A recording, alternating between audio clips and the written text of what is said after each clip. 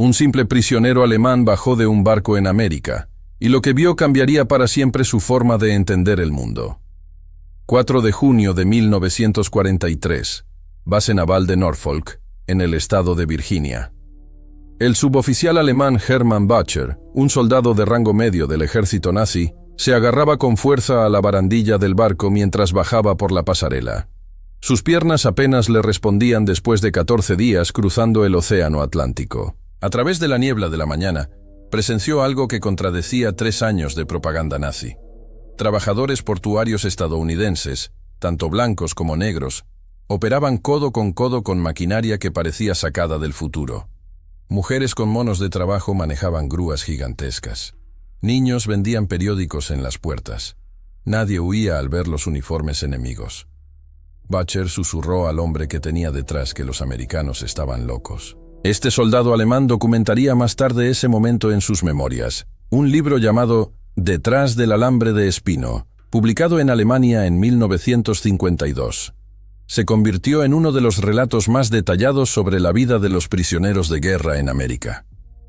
La base naval de Norfolk se extendía por más de 1.700 hectáreas, con muelles que se perdían en el horizonte y grúas que cargaban y descargaban decenas de barcos al mismo tiempo. En una sola mañana, este único puerto movía más carga que el puerto de Hamburgo, el más grande de Alemania, en toda una semana.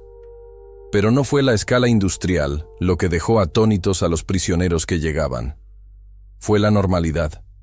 Civiles paseaban libremente cerca de instalaciones militares. Vendedores ofrecían café y donuts a la vista de buques de guerra.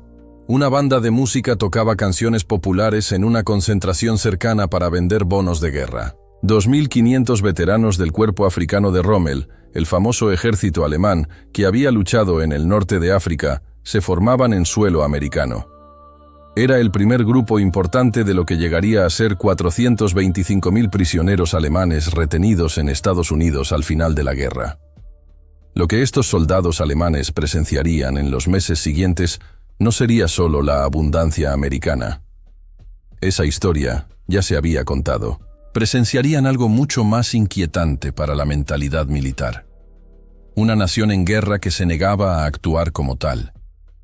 Una sociedad tan segura de su poder que trataba a sus enemigos mortales como si fueran invitados problemáticos en casa. Y un pueblo cuyas extrañas costumbres y comportamientos inexplicables resultarían más destructivos para la ideología nazi que cualquier derrota en el campo de batalla. El procesamiento en Norfolk comenzó con lo que Bacher describiría más tarde en sus memorias como la primera imposibilidad. La doctrina militar alemana, practicada desde Polonia hasta Francia y África, sostenía que los prisioneros eran activos que explotar o cargas que minimizar. La Convención de Ginebra, el acuerdo internacional que regula el trato a prisioneros de guerra, se respetaba cuando convenía y se ignoraba cuando no. Sin embargo, aquí los oficiales americanos leían las reglas de la Convención de Ginebra en alemán fluido, explicando derechos y preguntando sobre necesidades dietéticas. Según registros de la Cruz Roja Internacional de junio de 1943, personal militar judío estadounidense, incluidos varios sargentos con apellidos claramente judíos, distribuía paquetes de la Cruz Roja mientras explicaba que había comidas kosher, es decir, comida preparada según la ley religiosa judía, disponibles para cualquier prisionero judío. Varios soldados de la Wehrmacht, el nombre del ejército alemán de aquella época, se rieron nerviosamente pensando que era una burla. No lo era. El ejército americano había preparado requisitos dietéticos religiosos para sus enemigos. Los exámenes médicos desafiaban toda lógica militar.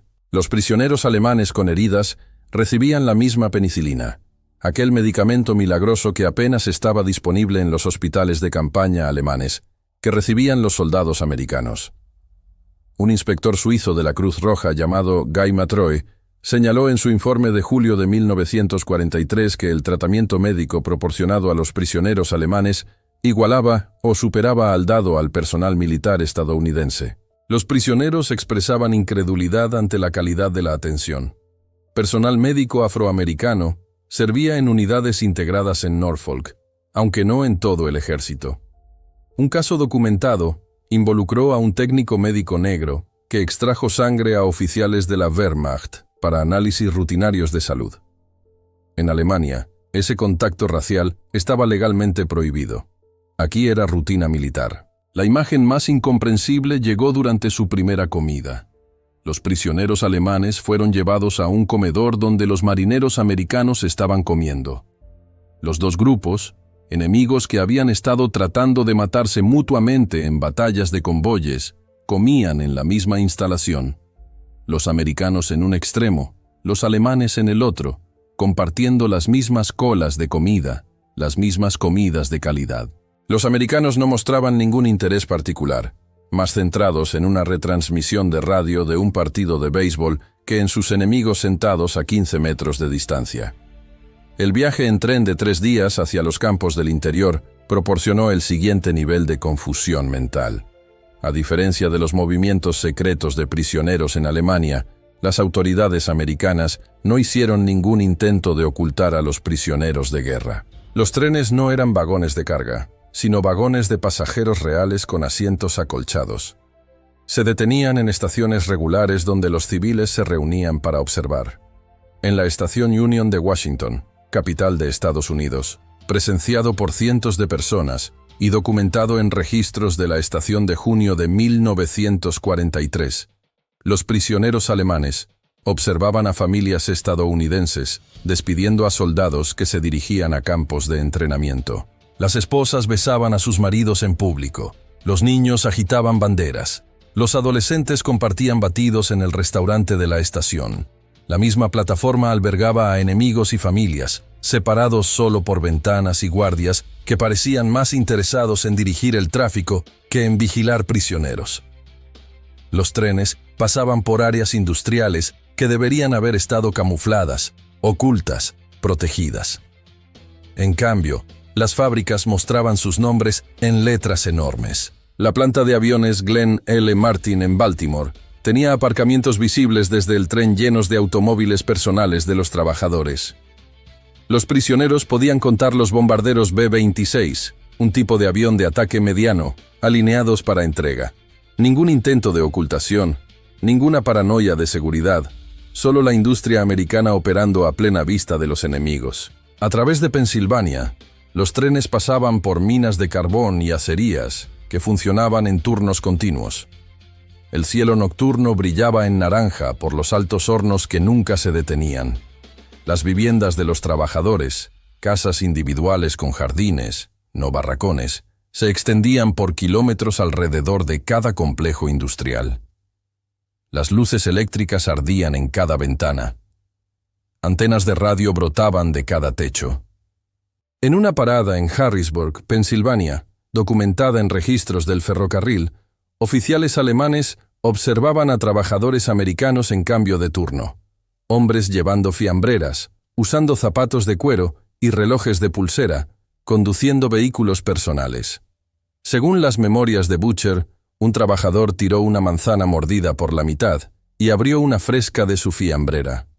El desperdicio casual de comida por parte de un trabajador dejó atónitos a oficiales que habían visto a sus hombres pelear por sobras en África. El campo Hearn, en Texas, abrió en diciembre de 1942 en casi 300 hectáreas cerca del pueblo de Hearn, en el condado de Robertson. Los registros militares muestran que albergaría hasta 4.800 prisioneros alemanes en condiciones que superaban lo que la mayoría había conocido como civiles. La construcción y operación del campo están exhaustivamente documentadas en registros del Cuerpo de Ingenieros del Ejército y archivos del Departamento de Guerra en los archivos nacionales. La infraestructura en sí desafiaba la comprensión alemana del tratamiento de prisioneros. Barracones de madera con luces eléctricas, no lámparas de aceite. Fontanería interior con inodoros que funcionaban y calentadores de agua caliente en cada edificio. Camas individuales con colchones, sábanas y mantas, no jergones de paja. Salas de recreo con mesas de ping-pong, instrumentos musicales y bibliotecas. Un inspector suizo llamado Emil Sandström señaló en su informe de agosto de 1943 que las condiciones en el campo Hearn no solo superaban los requisitos de la Convención de Ginebra, sino que superaban las condiciones de vida que muchos de estos hombres conocían en Alemania. El comandante del campo, el teniente coronel Cecil Stiles, cuyo historial de servicio se conserva en archivos militares, se dirigió a los prisioneros que llegaban en alemán. Había estudiado el idioma en la universidad antes de la guerra, explicó las reglas del campo, pero también algo sin precedentes. Los prisioneros se gobernarían en gran medida a sí mismos dentro de los recintos. Elegirían portavoces, organizarían actividades, gestionarían sus propios horarios dentro de los requisitos militares. El autogobierno para enemigos parecía debilidad o una trampa. El hospital del campo, inspeccionado mensualmente por la Cruz Roja Internacional, contenía equipos que carecían muchos hospitales civiles alemanes: máquinas de rayos X, quirófanos, sillas de dentista, suministros farmacéuticos, incluido el nuevo medicamento maravilla, la penicilina. Cuando el prisionero Georg Gaerner, quien se haría famoso como el último prisionero en rendirse en 1985, desarrolló apendicitis en septiembre de 1943, recibió cirugía en horas, realizada por el capitán William Calhoun, un cirujano del ejército de Dallas, con personal médico alemán prisionero asistiendo. Pero nada los preparó para la cantina del campo, una tienda donde los prisioneros podían comprar productos con vales ganados por trabajo voluntario: cigarrillos, chocolate, jabón, materiales de escritura, instrumentos musicales, suministros de arte. El Departamento de Guerra autorizó estas ventas, documentadas en registros del Cuerpo de Intendencia, creyendo que pequeñas comodidades mantendrían la moral de los prisioneros y reducirían intentos de fuga. La idea de que prisioneros enemigos pudieran comprar, pudieran elegir compras, pudieran tener opciones más allá de la supervivencia, confundía el pensamiento militar. Para septiembre de 1943, la grave escasez de mano de obra llevó al empleo de prisioneros por todo Texas. La Comisión de Personal de Guerra, en coordinación con la Oficina del Jefe del Servicio de Prisioneros, autorizó el trabajo de prisioneros en agricultura e industrias no militares. Los prisioneros ganaban 80 centavos por día en vales de cantina, el mismo salario base que los soldados rasos americanos. Existen registros detallados de estos programas de trabajo en los archivos nacionales.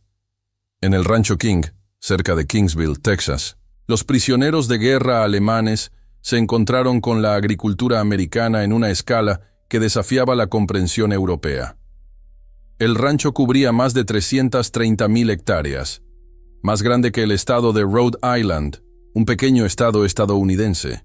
Los registros del rancho de 1943 a 1945 muestran que los prisioneros alemanes trabajaban junto a vaqueros mexicano-americanos y algunos trabajadores de rancho negros en operaciones ganaderas.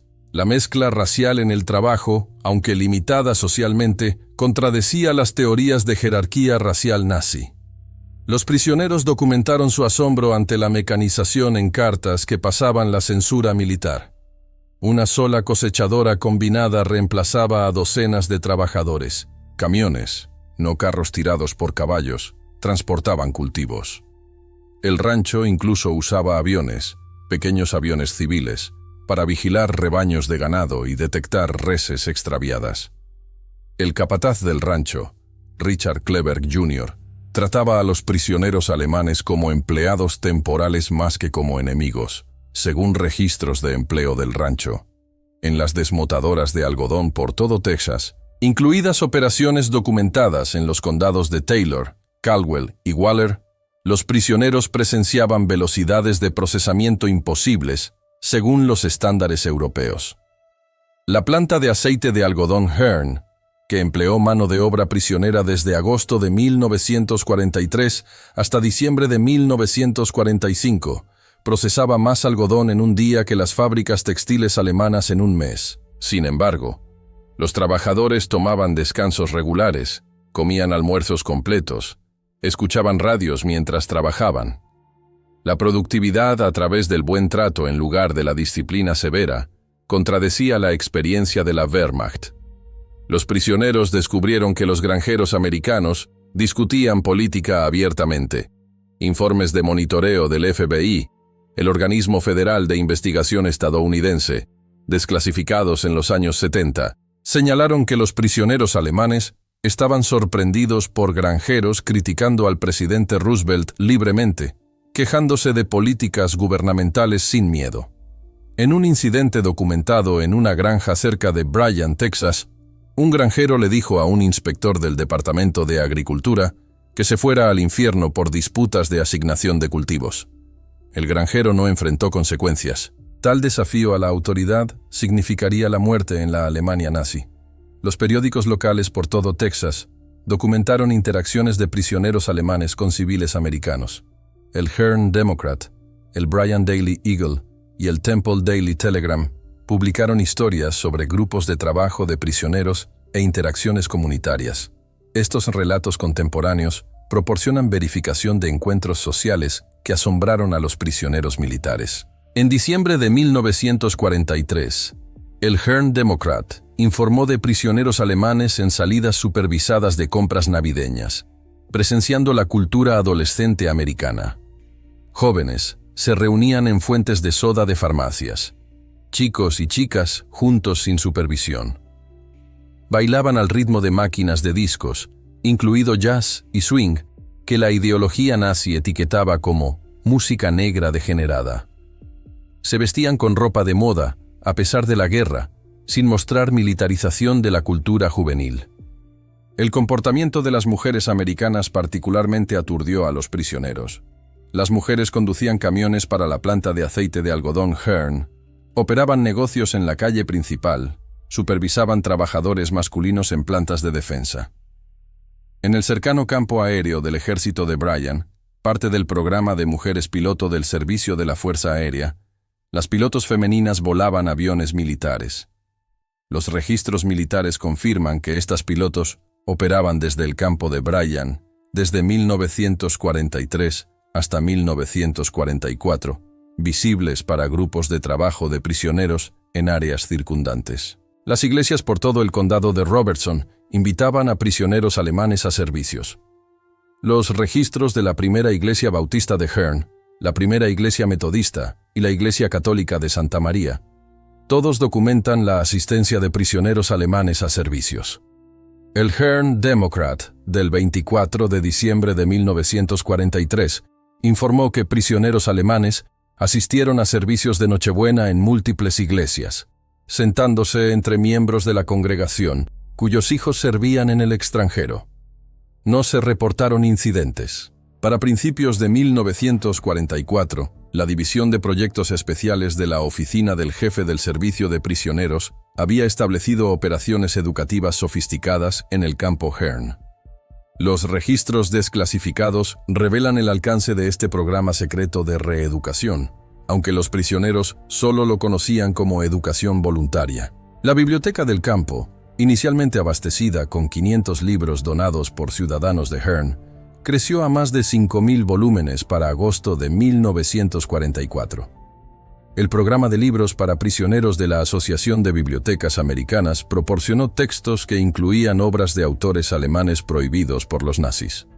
La montaña mágica de Thomas Mann, Sin novedad en el frente de Erich Maria Remarque, un famoso libro antibélico, y obras de autores judíos estaban disponibles. Un prisionero alemán podía leer libros cuya posesión habría significado la muerte en la Alemania nazi. El Colegio Estatal de Maestros Sam Houston, ahora Universidad Estatal Sam Houston, proporcionaba cursos por correspondencia. Los registros universitarios muestran que 340 prisioneros de guerra alemanes se inscribieron en cursos que incluían inglés, historia americana, matemáticas y ciencias agrícolas, entre 1944 y 1945. Profesores del colegio visitaban el campo Hearn mensualmente para realizar conferencias y exámenes. El periódico del campo requiere aclaración.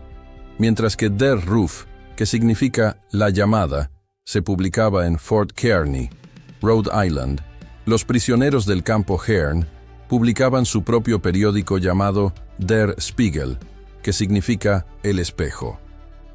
Las copias preservadas en el Centro de Educación y Patrimonio del Ejército muestran evolución desde propaganda nazi en las ediciones de principios de 1943 hasta discusiones democráticas para finales de 1944. Los documentos desclasificados de la División de Proyectos Especiales revelan operaciones psicológicas sofisticadas. El programa identificó 3 categorías de prisioneros: antinazis, aproximadamente 10%, prisioneros no políticos, 75%, y nazis acérrimos, 15%. Cada grupo recibió diferente tratamiento diseñado para maximizar la transformación ideológica. Los prisioneros antinazis, identificados mediante una cuidadosa selección que incluía análisis de cartas, conversaciones y elecciones de lectura, recibieron privilegios y educación adicionales.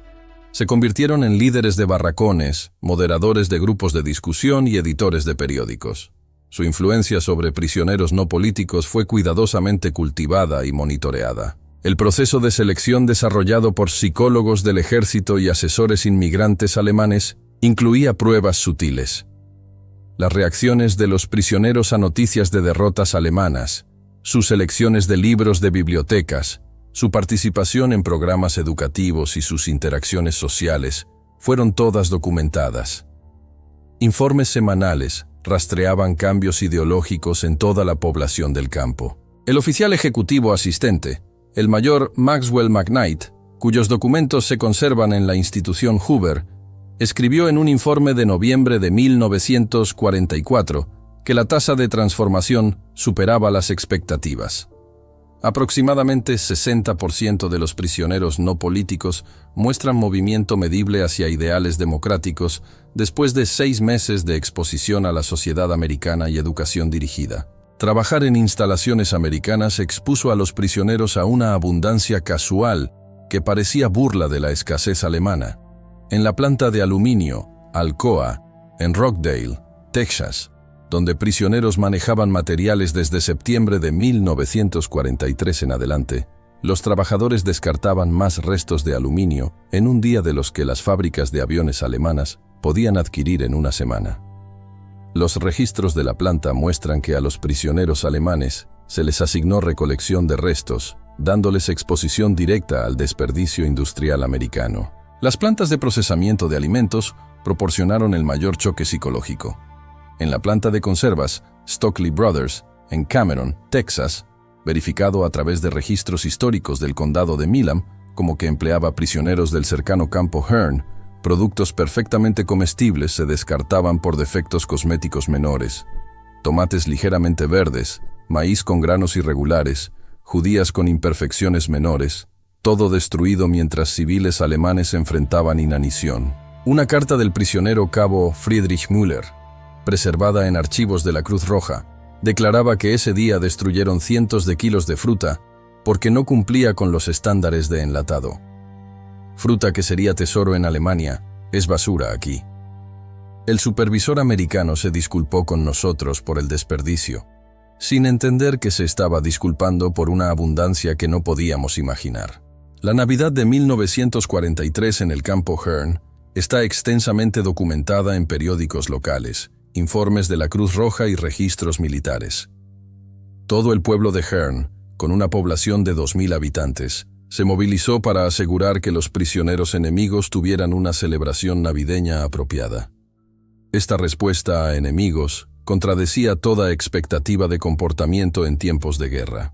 El Hearn Democrat publicó una lista completa de donaciones el 23 de diciembre de 1943. Las iglesias locales recogieron 4.800 paquetes de regalo individuales. Las escuelas contribuyeron tarjetas y decoraciones hechas a mano. El puesto 164 de la Legión Americana, veteranos de la Primera Guerra Mundial que habían luchado contra alemanes, donó cigarrillos, dulces y equipo deportivo a enemigos alemanes actuales. El Club de Leones proporcionó instrumentos musicales. El Club de Jardinería decoró el campo con ramas de acebo y hojas perennes. El árbol de Navidad del campo, fotografiado para el periódico, se alzaba 9 metros de altura en el recinto principal, decorado con luces eléctricas que ardían continuamente. Los registros de intendencia muestran que el campo usó más electricidad para decoraciones navideñas que la mayoría de las aldeas alemanas tenían para todos los propósitos. Tal despliegue eléctrico sería impensable incluso en la Alemania de tiempos de paz. Las iglesias locales realizaron conciertos navideños en alemán para los prisioneros. El coro de la primera iglesia metodista aprendió villancicos alemanes fonéticamente. La señora Sarah Patterson, la directora del coro cuyo hijo estaba sirviendo en Italia, dirigió la actuación. La disonancia cognitiva de madres americanas cantando a soldados enemigos, mientras sus hijos luchaban contra alemanes, rompió emocionalmente a varios prisioneros. Según informes de guardias, el menú de la fiesta navideña, preservado en registros de intendencia, incluía pavo asado, medio kilo por hombre, jamón, batatas confitadas, judías verdes, relleno de pan de maíz, salsa de arándanos, pastel de carne picada, pastel de manzana, helado, cerveza para soldados rasos, vino de California para oficiales. La comida totalizaba aproximadamente 5.000 calorías por persona. Mientras tanto, las raciones civiles alemanas, cuando estaban disponibles, proporcionaban 1.200 calorías diarias. Trabajar en Texas expuso a los prisioneros alemanes a dinámicas raciales americanas que contradecían tanto la propaganda nazi como la reputación americana. La realidad documentada en informes militares y periódicos locales era más compleja que cualquiera de las narrativas sugeridas. En el campo Hearn, soldados negros del Regimiento de Infantería 359 ocasionalmente servían como guardias. Los prisioneros alemanes, productos de la ideología racial nazi, se encontraban recibiendo órdenes de americanos negros. Varios prisioneros solicitaron traslados en lugar de someterse a autoridad negra. Las solicitudes fueron denegadas por la administración del campo. El teniente coronel Stiles declaró en un informe de diciembre de 1943 que las objeciones de prisioneros alemanes a guardias negros se notaban y se ignoraban. Sin embargo, los prisioneros también presenciaron las contradicciones de la segregación. Podían comer en restaurantes de Hearn, que rechazaban servicio a los soldados negros que los custodiaban. Podían asistir a cines donde sus guardias no podían sentarse en la sección principal. Los enemigos alemanes tenían más libertad social en algunos contextos que ciudadanos americanos que resultaban ser negros. Esta paradoja, ser tratados mejor que algunos americanos mientras eran enemigos, confundía la certeza ideológica. En sitios de trabajo agrícola documentados en registros de la Administración de Seguridad Agrícola, los prisioneros trabajaban junto a trabajadores mexicano-americanos y negros. La eficiencia de equipos de trabajo de raza mixta, cuando se enfocaban en tareas en lugar de raza, desafiaba las teorías nazis sobre pureza racial, equivaliendo productividad. Los prisioneros alemanes recogían algodón junto a trabajadores negros que los superaban en rendimiento, socavando suposiciones de superioridad racial. 3 casos bien documentados ilustran la transformación de prisioneros alemanes en América. Hermann Bacher llegó al campo Hearn en junio de 1943 como un nazi convencido. Sus memorias describen un colapso ideológico gradual a través de observaciones acumuladas. El punto de inflexión llegó en la Navidad de 1943, cuando ciudadanos de Hearn dieron regalos a prisioneros enemigos. Escribió que estas personas cuyos hijos habíamos tratado de matar nos dieron regalos. Su bondad no era debilidad sino fuerza, la confianza de vencedores que sabían que ya habían ganado no solo la guerra, sino la paz que seguiría.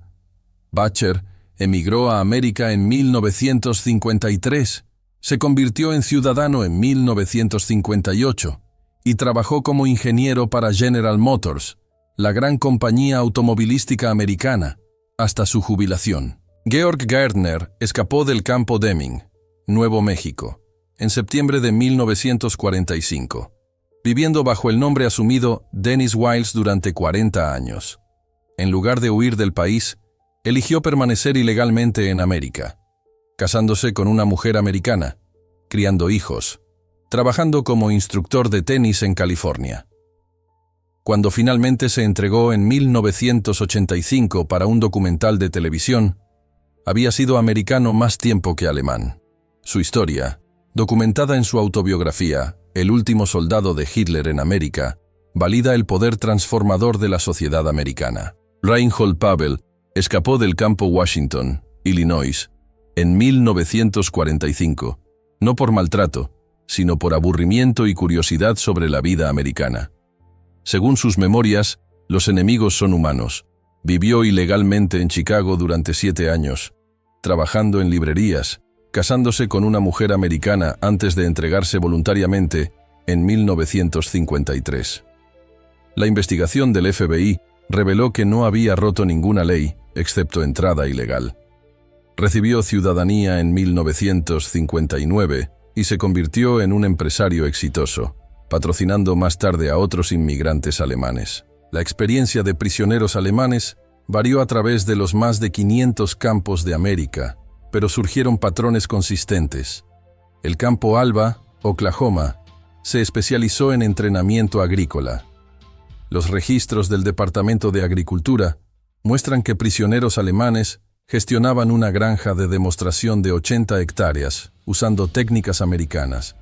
Los prisioneros aprendieron cultivo mecánico, rotación de cultivos, conservación del suelo y desarrollo de semillas híbridas. Estas habilidades resultaron invaluables cuando los prisioneros regresaron a una Alemania devastada.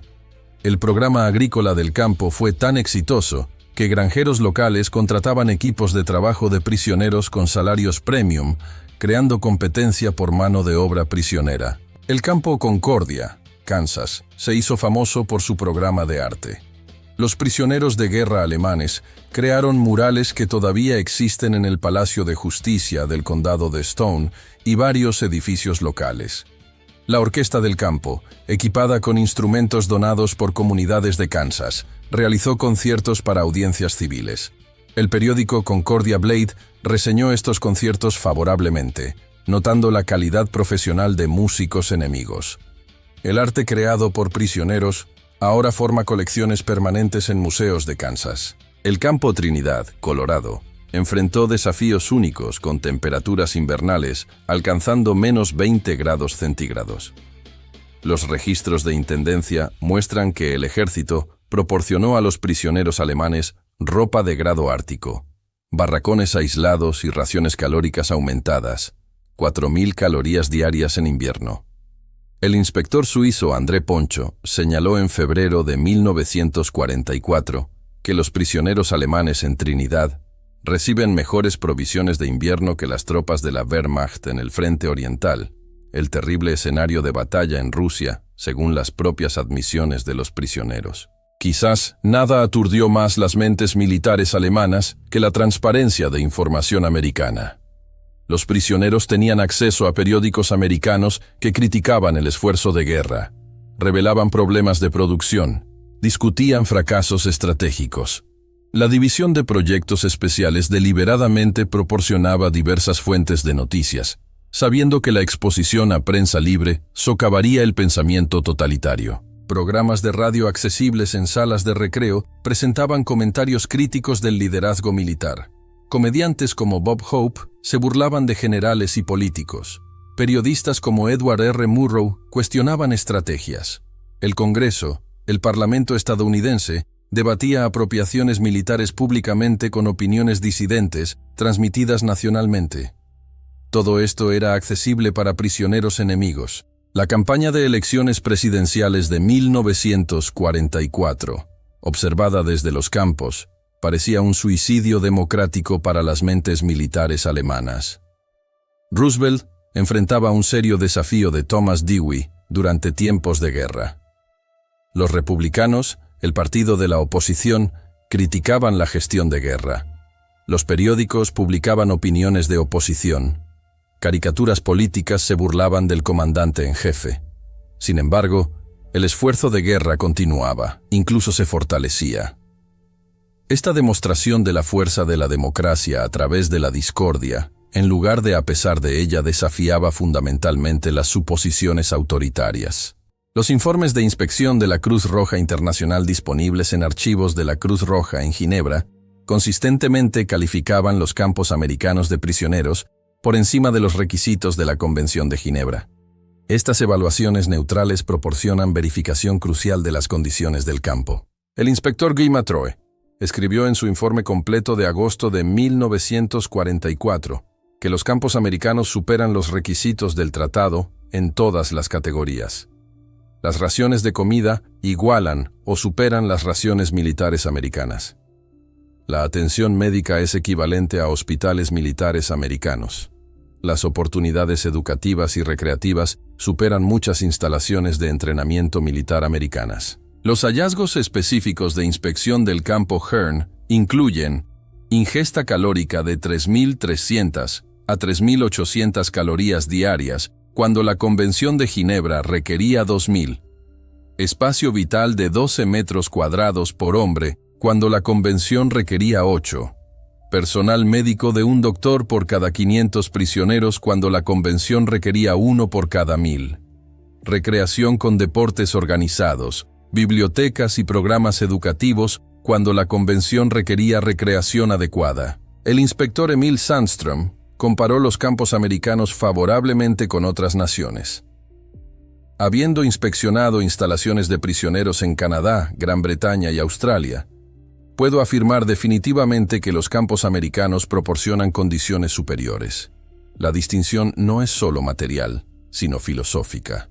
Los americanos tratan a los prisioneros como personas temporalmente desplazadas en lugar de enemigos. Los prisioneros trabajando en fábricas americanas observaban métodos de producción que revolucionaron su comprensión de la eficiencia industrial. En la planta de acero Lone Star en Daingerfield, Texas, donde prisioneros del campo Hearn trabajaron desde 1944 hasta 1945. La producción mensual superaba la producción anual completa del Valle del Ruhr, la zona industrial alemana, antes del bombardeo aliado. El secreto no era solo maquinaria, sino motivación. Los registros de la compañía muestran que los trabajadores competían por bonos de producción, sugerían mejoras de eficiencia, se enorgullecían del rendimiento. Gráficos mostraban la producción de cada turno como marcadores deportivos. Los trabajadores usaban insignias de la compañía, compraban bonos de guerra con paga de horas extras, pintaban nombres de bombarderos en el acero designado para uso militar. La moral impulsaba la productividad más que la supervisión. En patios ferroviarios de Texas, donde prisioneros cargaban materiales, la coordinación asombraba a los oficiales de logística alemanes. El ferrocarril Missouri-Kansas-Texas empleaba prisioneros en su patio de Smithville, donde los prisioneros presenciaban eficiencia logística americana. Los trenes llegaban en horarios precisos. El equipo de carga operaba continuamente. Los sistemas de telégrafo y teléfono coordinaban transporte a nivel nacional. Sin comité de planificación central, solo el capitalismo organizándose para la producción de guerra. Cuando Alemania colapsó en la primavera de 1945, las autoridades americanas prepararon a los prisioneros para regresar a una patria destruida. Esta preparación, documentada en registros de planificación de ocupación, excedía la simple repatriación. El Departamento de Guerra inició el proyecto Paperclip para científicos, pero también programas más amplios, preparando prisioneros para reconstruir una Alemania democrática. Los cursos en administración civil preparaban prisioneros para gestionar ciudades destruidas. El entrenamiento agrícola enfatizaba alimentar poblaciones hambrientas. El personal médico aprendió técnicas de salud pública para prevención de epidemias. Los ingenieros estudiaban reconstrucción de infraestructura. La División de Proyectos Especiales identificó potenciales líderes democráticos entre prisioneros, proporcionando entrenamiento adicional en gobernanza y administración. El alcance de la preparación está documentado en informes del jefe del servicio de prisioneros. Para mayo de 1945, 31.000 prisioneros de guerra estaban inscritos en entrenamiento vocacional, 18.000 estudiando inglés, 12.000 en programas agrícolas, 8.500 en cursos técnicos, 6.200 en administración de negocios. Los conceptos futuros del Plan Marshall, el programa de ayuda económica americana para reconstruir Europa, se explicaron a prisioneros antes del anuncio público. Funcionarios del Departamento de Estado visitaban campos explicando intenciones americanas de reconstruir en lugar de castigar a Alemania. Esta incomprensible generosidad de vencedor a vencido destrozó los últimos restos de ideología nazi sobre lucha racial y supervivencia del más fuerte. Los números documentan el alcance de la transformación. De 425.000 prisioneros alemanes en América, solo 2.222 intentos de escape ocurrieron. 0,52%. Solo 54 escapes exitosos por más de 30 días, 0,01%. Incidentes de sabotaje, 7 casos confirmados, 0,001%. Rechazos de trabajo, 178 incidentes documentados, 0,04%. Participación laboral voluntaria, 87% de prisioneros elegibles. Las encuestas de posguerra realizadas por autoridades de ocupación americanas encontraron que 74% de prisioneros devueltos tenían opiniones favorables de la democracia americana. 61% apoyaba la ayuda del Plan Marshall cuando se anunció. 55% abogaba por una alianza germano-americana. 38% expresaba deseo de inmigrar a América. 23% mantenía correspondencia con familias americanas. Los registros de inmigración muestran que 5.000 exprisioneros inmigraron legalmente a América en los años 50. Los registros de naturalización indican que 92% se convirtieron en ciudadanos dentro del marco de tiempo elegible. Su tasa de éxito americano, medida por empleo, propiedad de vivienda y falta de antecedentes penales, superó las poblaciones inmigrantes generales. La influencia de prisioneros devueltos en la reconstrucción de Alemania Occidental está documentada en registros de ocupación y archivos alemanes. Exprisioneros ocuparon posiciones significativas en la nueva democracia. 48 se convirtieron en miembros del Bundestag, el Parlamento alemán. 312 sirvieron como alcaldes o concejales municipales. 1.847 trabajaron en modernización agrícola. 2.341 enseñaron en escuelas reconstituidas. 4.165 gestionaron negocios usando métodos americanos. Hans-Georg von Studnitz, exprisionero y más tarde industrial alemán, dijo a historiadores americanos en 1965 que regresaron de América con más que recuerdos. Trajeron conocimiento de cómo funciona la democracia, cómo operan los mercados libres, cómo cooperan pueblos diversos. Habíamos visto el futuro y sabíamos que funcionaba. El campo Hearn cerró en diciembre de 1945, pero las conexiones perduraron. La Liga del Patrimonio de Hearn mantiene archivos de correspondencia de exprisioneros abarcando 40 años. Las tarjetas de Navidad llegaban anualmente hasta que el último prisionero conocido murió en 2001. Estas cartas documentan transformación sostenida en lugar de influencia temporal. En 1984, el 40º aniversario del día de la gran invasión aliada de Francia, 50 exprisioneros del campo Hearn regresaron a Texas. El Hearn Democrat cubrió la reunión extensamente. Ex-enemigos abrazaban exguardias. Veteranos de la Wehrmacht, el ejército alemán, colocaban flores en el memorial de la Legión Americana. Fritz Zimmermann, hablando por el grupo, dijo que llegaron como enemigos creyendo en superioridad racial y destino nacional. Se fueron como amigos entendiendo que el caos de la democracia es su fuerza, que la diversidad crea en lugar de debilitar la unidad. Los historiadores han documentado extensamente la experiencia de prisioneros alemanes en América. Estos trabajos académicos basados en archivos, entrevistas y registros gubernamentales confirman el alcance y éxito de la transformación. El consenso es que el tratamiento americano de prisioneros alemanes representa la reeducación más exitosa de la historia a través de exposición en lugar de adoctrinamiento. Los prisioneros alemanes que llegaron a América entre 1943 y 1946 presenciaron imágenes que parecían imposibles según su visión del mundo. Cada libertad casual, cada pequeña bondad, cada desconcertante generosidad se acumuló en transformación ideológica. Esperaban encontrar una nación débil y dividida. En cambio, descubrieron una sociedad tan confiada que podía permitirse misericordia con enemigos. La transformación no se logró mediante propaganda, sino mediante realidad. Los prisioneros alemanes vieron la democracia funcionando a través del aparente caos. Observaron la integración racial progresando a pesar de la segregación. Vieron a mujeres ejerciendo autoridad mientras mantenían feminidad. Experimentaron enemigos convirtiéndose en amigos mediante simple humanidad. Estas imágenes inusuales, mundanas para los americanos pero revolucionarias para productos del totalitarismo, lograron lo que la derrota militar sola no pudo: transformación ideológica completa.